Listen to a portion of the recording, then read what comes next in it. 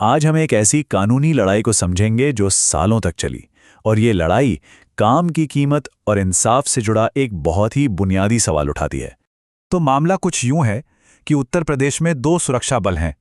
दोनों ही कानून के तहत बनाए गए हैं और दोनों का काम भी राज्य के लिए लगभग एक जैसा ही है। तो सवाल ये उठता है कि फिर एक को इतनी कम तनख्वाह क्यों मिल रही थी। अब देखिए, ये सवाल जितना सीधा है ना, इसने इंसाफ के लिए एक उतनी ही लंबी लड़ाई छेड़ दी। एक ऐसा संघर्ष जो सालों तक चला और देश की सबसे बड़ी अदालत यानी सुप्रीम कोर्ट तक पहुंच गया। इस पूरे संघर्ष को ठीक से समझने के लिए सबसे पहले उन दो ग्रुप्स को जानना जरूरी है जो इस कहानी के सेंटर में हैं। एक है प्रांतीय रक्षक दल, जिसे शॉर्ट में पीआरडी कहते हैं, और दूसरा है होमगार्ड। तो देखिए, पीआरडी का गठन पहले हुआ आज़ादी के ठीक बाद, और फिर उसके कोई 15 साल बाद होमगार्ड्स का गठन हुआ। लेकिन मजे की बात यह है कि दोनों का मकसद, दोनों का मिशन लगभग एक ही था, जनता की सुरक्षा। अब यह बहुत दिलचस्प है। जब आप दोनों के कानूनों को आमने सामने रख के देखते हैं ना, तो तस्वीर एकदम साफ हो जाती है।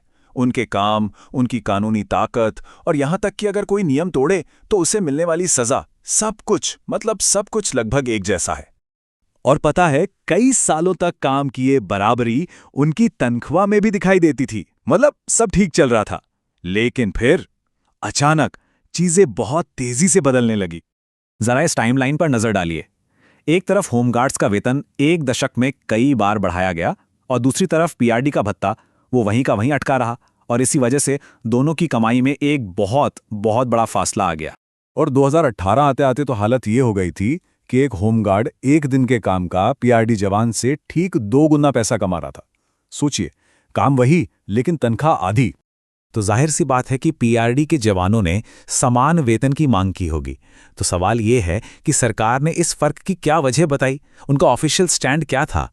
सरकार ने यह बात तो मान ली कि हाँ भाई, दोनों का काम लगभग एक जैसा है, लेकिन उनकी दलील ये थी कि पीआरडी और होमगार्ड ये दोनों अलग अलग सरकारी डिपार्टमेंट्स के अंदर आते हैं, और इसीलिए इनकी तनख्वाह इनके अपने अपने डिपार्टमेंट्स के बजट और फंड के हिसाब से तय होती है। अब सरकार के इस जवाब से पीआरडी के जवान संतुष्ट नहीं थे, तो उन्होंने मामले को कोर्ट में ले जाने का फैसला किया, और वो पहुंचे इलाहाबाद हाई कोर्ट। उनकी दलील थी कि ये वेतन का फर्क सिर्फ गलत नहीं, बल्कि ये तो संविधान के ही खिलाफ है, ये गैर संवैधानिक है। उनकी पहली और सबसे बड़ी दलील संविधान के आर्टिकल 14 यानी समानता के अधिकार पर आधारित थी। उनका सीधा सा तर्क था कि जब दो लोग एक जैसा काम कर रहे हैं, तो आप उन्हें अलग अलग तनख्वाह देकर उनके साथ भेदभाव नहीं कर सकते। ये संविधान के खिलाफ है। उनकी दूसरी दलील तो और भी ज्यादा दमदार थी। उन्होंने संविधान के आर्टिकल 23 का हवाला दिया, जो बेगार या फोर्स्ड लेबर पर रोक लगाता है।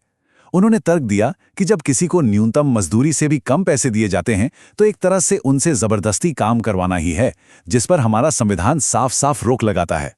और फिर अगस्त 2023 में इलाहाबाद हाईकोर्ट का वो ऐतिहासिक फैसला आया, जिसने इन दोनों बड़े संवैधानिक सवालों का एक एक करके जवाब दिया।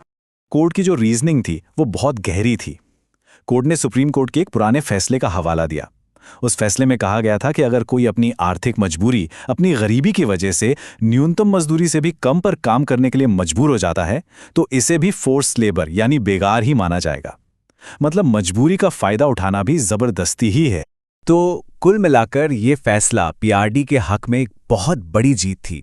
कोर्ट ने सरकार की अलग बजट वाली दलील को मनमाना और अवैध बताया, और साफ साफ कह दिया कि समान वेतन ना देना आर्टिकल 14 और आर्टिकल 23 दोनों का उल्लंघन है।